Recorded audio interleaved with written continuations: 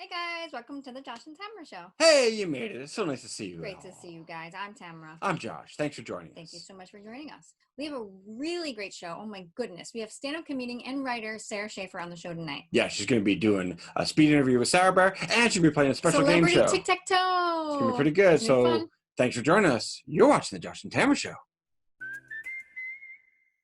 Today's celebrity guest is Sara Schaefer. She's a critically acclaimed stand-up comedian, writer, and producer. She was the co-host of MTV's late-night show, Nikki Sara Live. Sara has appeared on At Midnight, John Oliver's New York stand-up show, Late Night with Jimmy Fallon, Best Week Ever, and Inside Amy Schumer.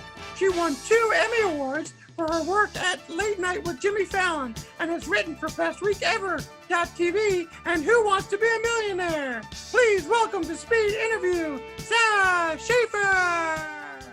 Sara, are you there? Yes, hello. Hi, thanks for being on Speed Interview with me, Sara Bear. So the rules are really simple. I'm going to ask you a bunch of questions, and as quickly as possible, and as much detail as you feel comfortable with, answer the question. And if you get the answer correct, you'll hear this. And if you don't get the answer correct, you'll also hear this. Pretty much, I'm just going to hear that. Okay, so Speed Interview, Sara Schaefer. Are you ready? Yes. Here we go. Let's begin. First question. What is your favorite city that you've performed comedy in? You know, it changes, but lately I've been really missing the UK, like London and Edinburgh. Fancy. It was really difficult when I went there, but now I miss it because I'm stuck at home. And that's correct. Next question. Do you still talk to Nikki Glazer from your old TV show, Nikki Sara Live? Yes, I do. Oh, and a follow-up question. That's correct. Follow-up question. Yeah. Why was the show not called Sara and Nikki Live? You know, I actually thought that it didn't flow well. Sara and Nikki, and Nikki and Sara, it flowed better, and also alphabetical. Correct. Next question. What does Jimmy Fallon smell like? He smells just like Jimmy Fallon would smell, you know, just like fun. Like fun, like whatever. Musky fun, or like peanut butter and jelly fun? Like musky fun. I don't know. You tell me. No, he smells like peanut butter and jelly fun, but like with a little bit of crunch, you know? That's correct. Peanut butter and jelly fun. If you could have someone follow you around all the time like a personal assistant, what would you have them do? Oh, I would have them just offer me positive affirmations all day long. That's correct. Follow-up question. What does Justin Timberlake smell like? Wealth. That's correct. Your Etsy page is Bobo's Nook, where you make these cute little handmade embroidered pennants. And I was wondering if maybe you could make me a custom one that says, wear your mask on your nose and your face, you fucking moron. Yeah, that would have to be really tiny font, but I could do it, probably. Thank you, that's correct.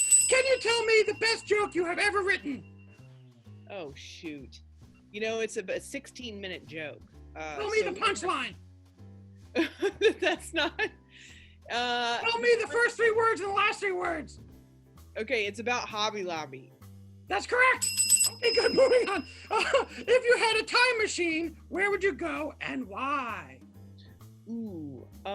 It's a sad answer. I'd go back in time to talk to my mom because she's not with us anymore. That is the perfect answer. Correct. Help me by rewriting this famous punchline. Take my wife peas. Oh, that's correct. What's the craziest road story you have from traveling with your stand-up act? One, I almost died. Oh. Because I was doing way too much traveling and red-eye flights and working a job in LA at the same time. And I was driving and I was so tired. I did this, you know, going like 80 miles an hour, like dunk, like almost fell asleep at the wheel. That'll wake you up though. I was awake. That's not good. That's not correct. Wow, that's a crazy story. I'm glad you made it through that. No more red eyes after that. All right, speed interview question. Would you rather be a superhero or the world's best chef? Superhero. That's correct. Tell me everything I need to know about your new book that's coming out called Grand. And no spoilers, but just out of curiosity, what is the scandal that changed your family forever? Oh, okay. So the book is a memoir about a trip I took into the Grand Canyon for my 40th birthday. And it's an 8-day whitewater rafting, rugged outdoor adventure. And in it, I kind of examine my life. And the book is about both of those things. The scandal is that my father turned himself in for financial indiscretions. Wow. When I was 12 years old, and it completely changed our lives. And he came forward and rebuilt and paid all the money back and rebuilt our whole lives, and it was really crazy. Wow, that's an amazing story. Correct. Buy the book. Buy the book. What's your favorite type of sandwich? Oh, I would say a crispy chicken sandwich. That is correct. Final question. Final question. What's your favorite curse word? Ooh, I mean, it's got to be fuck. That's it. It's got to be fuck. Congratulations. You're the winner of your speed interview. Nice job, Sara Schaefer. Good job. Thanks for doing the interview. The bell just got in the trap. Now let's see the bell. The bell wants to... Oh, there's that bell. Good job, Bell. Yeah. Thanks, Sara. That was great. Thank you. Thank you. And cut. Good. Good. That was good. Okay, good. That was good. That was a good Now segment. you come back. That was really fast. Good That was segment. Speedy. Hey, it's me, Speedy, your favorite talk show host, with another amazing episode of Celebrity Tic Tac Toe, starring our guest today, comedian Sara Schaefer, and the Josh and Tamra Show's very own Tamra. Let's play Tic Tac Toe! So, Sara, you're our guest today. You get to pick the first category. What category would you like to pick for the letter X? Top 10. Top 10. Top 10. Here we go. Sara, this question's for you. To get your X in the top 10 square, the hashtag symbol is technically called what technical term? Famous hashtag used in all posts these days. What is the technical term for the hashtag? We used to call it the pound sign. That would be good in pop culture, but the technical sign is the octothorpe. According to the Webster's Dictionary, octo is a prefix, refers to the 8 points on the popular symbol. So I'm afraid I cannot accept your answer. The answer is going to go to an O. Tamra gets an O. Tamra, you get the next category. Okay, I'd like to go with pride. Pride. Question for Tamra for the O, for the square. In which European country was a condom ad banned by the government's television network? Was it Poland, Germany, France, Sweden, or Hungary? Was it banned in Poland, Germany, France, Sweden, I'm going to have to Hungary? say Germany. That is incorrect. Sara, would you like to try to guess?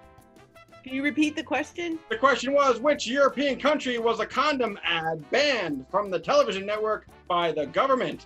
Was that done by the Polish government, Germany, France, Sweden, or Hungary? Hungary. That is incorrect. So the circle goes to Tamra, I guess. There we go. Continuing on. Sara, you pick the next category. Okay, hero. Hero. Why is a sub sandwich called a hero? Good God. That is right. Good God is correct. Why is it called a hero? Hero. Does it have to do with the thing that they shave the meat off of? The gyroscope? It kind of does. Congratulations. We're going to give you the X there. The origin of hero came from two myths. The first states that it came from the local pronunciation of the Greek word sandwich called gyro. However, the term hero. But the term hero as it pertains to the deli sandwich was found as far back as the 1940s. So we will take hero as your answer. Congratulations. 5 years of Latin, y'all. There you go. All right, so Sara got that right, so she gets to pick the next category. Sara, what's the next category? She got the block. Look at her. She's got the block. Good Here we job. go. We got an X block. Okay, gotta go with dirty habits. Gotta go with dirty habits. Dirty habits. Can you name 4 dirty habits? Picking your nose. Correct. Biting your toenails. Correct. I've known one person in my life that's done that. Dirty habit. Smoking cigarettes. That's correct. And One for the X. And not washing your hands. That is also correct. Congratulations. We also would have taken eating fast food, drinking alcohol, and watching reality television. Give that lady an X. All right, next question. Tamra gets to go. Take turns. So, who am I for the block, please? Who am I for the block? According to the criminal complaint, this former teen star stood up from the audience while he was watching the Broadway play Cabaret. He was yelling at the actors on the stage. He went ballistic when confronted by security, hurling expletives and screaming everyone's favorite Hollywood phrase, "Do you know who the fuck I am? Do you know who I am?" Was the actor Mark Paul Gosselaar, Johnny Depp, James Vanderbeek, or Shia LaBeouf? I think it's the pronunciation is Mark Paul Gosselaar. Is that your answer? No, is that his name, right? That is his name. Is that your answer? No. Wait, repeat the last two. Was it Mark Paul Gosselaar, Johnny Depp, James Vanderbeek, or Shia LaBeouf? Okay, I'm gonna have to say Shia LaBeouf. That is correct. Shia LaBeouf was the obnoxious patron at the Broadway show in Cabaret. So who goes now? Sarah gets to go, right? Okay, yeah. Okay, here we go. All right, comedy for the block. Rooster laid an egg on top of a barn roof. Which way did the egg roll? Roosters don't lay eggs? That's correct. She gets the X in the box. Congratulations. That was awesome. Tamra for the block. Tamra for the block. Okay, love wins for the block. Tamra, love wins for the block. Jamie, the bouquet slayer Jackson of Utah, USA, goes to a lot of weddings. Yeah. So many, in fact, that she has been able to become a master bouquet catcher in the Guinness Book of World Records. Who knew? Jamie has attended more than 100 weddings since 1996 and has caught how many bridal bouquets? How many bridal bouquets has she caught? 100? That is incorrect. Sarah, would you like to go for the win? If you say the number 50, you might win this game. Hey! What? Did you just cheat? No! 50! That's correct! Sarah's the winner! She gets X's across the board. Congratulations for Celebrity Tic Tac Toe! I totally cheated, Speedy. Good job, good job. This is me, your host, Speedy, for Celebrity Tic Tac Toe. Thank you for playing. We'll see you next time. Oh my god, that is Speedy. What? Did I say? It says it on the paper, answer 50. Yeah, but you're not supposed to tell the person who's in the contest the answer. I don't know. Way to go. It's a non-union It's game. rigged. Peace. It's a cutthroat world. Hey guys, so now it's time for Monkey News Source with Gordon Goodall. This is Monkey News Source with Tamra and Gordon. And now, Gordon Goodall. Sarah, thank you so much for taking the time to join us tonight. We really do appreciate it. And you know, we like to talk to comedians because I feel, and I hope Tamra agrees, that the comedians are really the truth tellers of what's going on in the world. And if you really want to hear the true opinions of regular people on the street, you got to ask a comic, because they're never going to lie to you and they're always going to tell their perspective and their truth. And we appreciate that. So, you know, no pressure, but, it's such a crazy world, and there's so much going on out there right now, and it's so difficult to pick one topic to kind of get us started with. But you know, we appreciate your opinions on so many different things. What would you have to say to the women out there who are struggling to find the equality they deserve in today's environment? Oh, well. Whoo! Well, I think we're in a moment where, you know, not to steer the conversation towards Black Lives Matter, but where we're really starting to find out that it's really, you know, for feminism, it's not just white women looking for equality here, and like intersectional feminism is something I'm very interested in right now, because I feel like the history of feminism has been a little bit racist. By a little bit, I mean a lot. And that without bringing Black women with us, we will never get what we're all wanting, which is that equality. And I think we're in a phase right now where everyone's stepping back and examining the entire system that we're a part of and how interlocked all of that is. And that as a feminist right now, I've been really focused on Black Lives Matter because it is something that, you know, I sort of understand the fight. Right. I don't. And that's like part of what I would say to a white guy who doesn't, or any man who doesn't understand what women are fighting for, is that to be empathetic, you people always say like, oh, you have to walk a mile in their shoes. You can never walk a mile in their shoes. You'll never know truly what it's like for a Black person, for a woman, you know, whatever the group that you're trying to empathize with. And instead, it's important to listen and to make space for that other person's experience and know. So what I would say to women right now is trying to fight for equality. It's like the way that Black people are saying, white people, we need you to step up. I would say that to men. Men, we need you to step up. And everyone right now is like finding how interlocked all of this is, and how that we're all suffering from this system, some more than others, and we really need to work together to change it.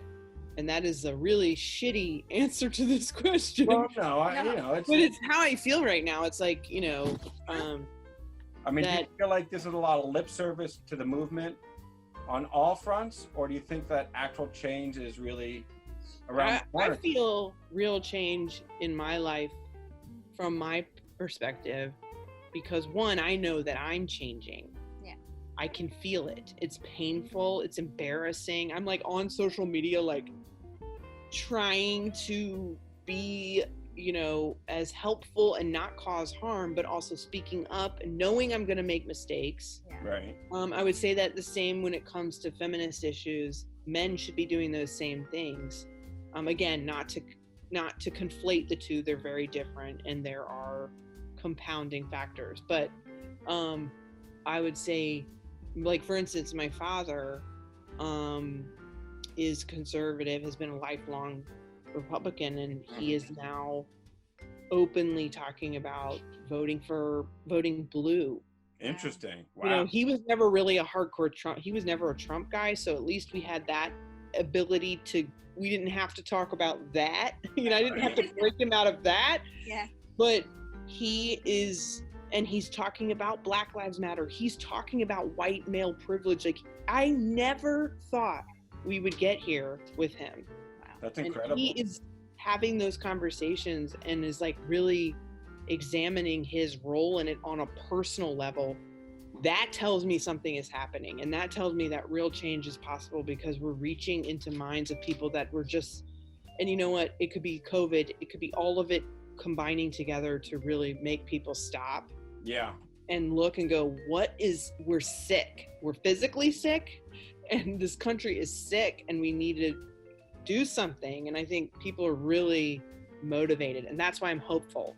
Yeah. Very hopeful that this will bring about some kind of change. Out of all the strife that we see right now, what's the one thing above all that you really want to see resolved, and get that last push to a better world? Is it more of an environmental thing? I want him out of the shot? to get out of the frame. And once he's gone, everything's going to be just fine. Hopefully you guys won't be stuck in quarantine for next Thanksgiving, because I'd love to see you get your whole... We're a little sick of each other. Well, you know, but you know, it'd be nice to see everybody together with your dad, and you can finally have that conversation at Thanksgiving, and he actually agrees with you.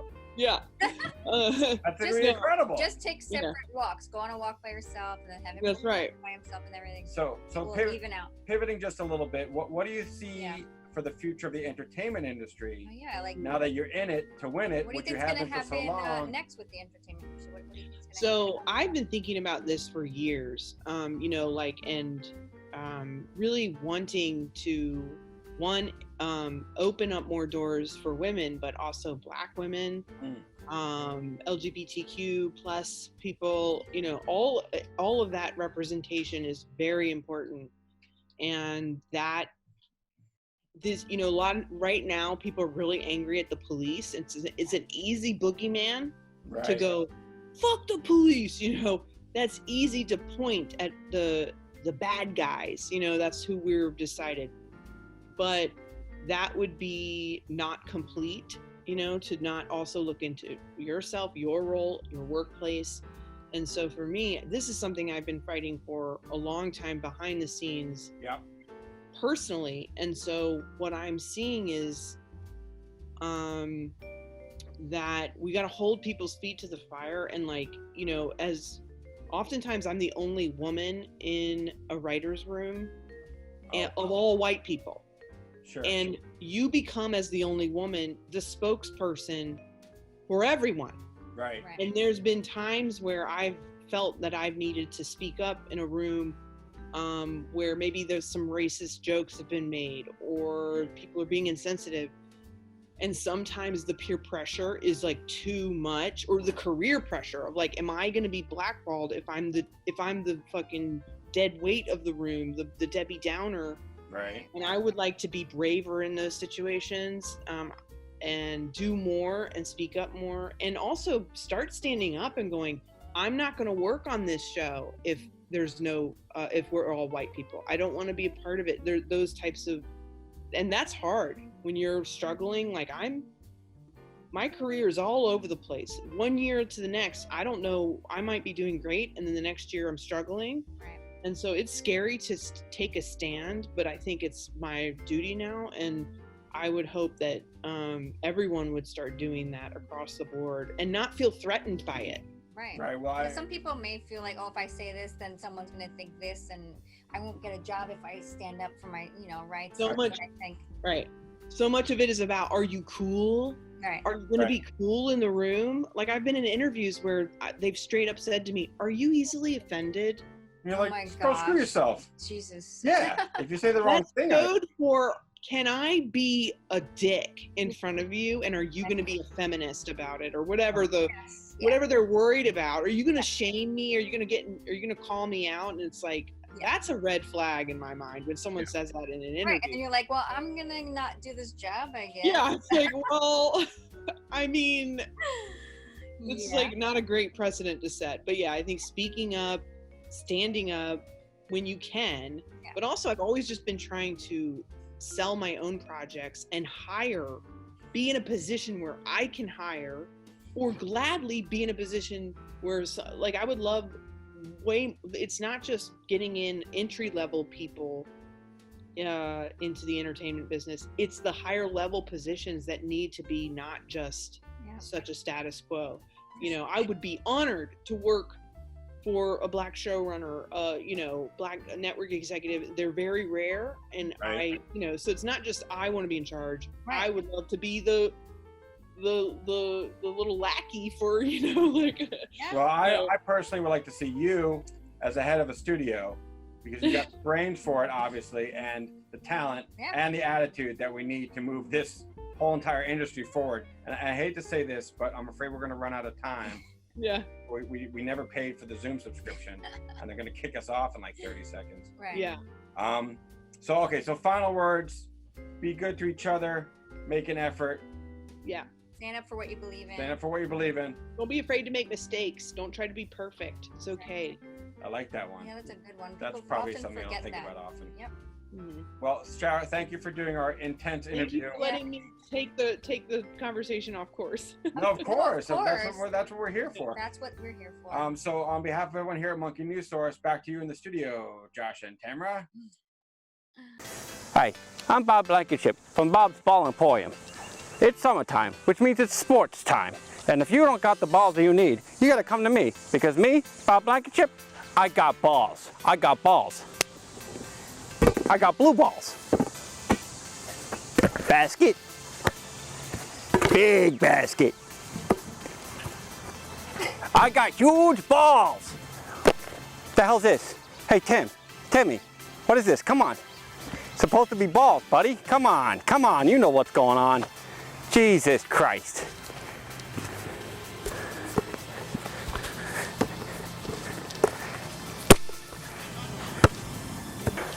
Balls. What's one thing you can't do in the summer without balls? Enjoy yourself. Go get some balls today. You make sure you get on down to Bob's Ball Emporium. Grab my balls. and have yourself a good summer.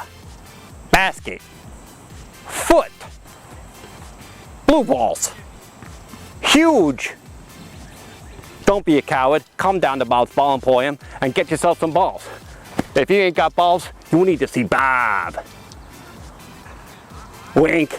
I said wink is a sound effect. People always ask me, Bob, why should I come to Bob Blankenship's Ball Emporium to get my balls? Well, I'll tell you something. My balls, they're not droopy, they're not soggy, they're not wet, they're not gonna slip out of your hand. My balls, they fit nice in your hands. You grab onto my balls, and you're not gonna wanna let go of them till the end of the summer. We are knee deep in balls.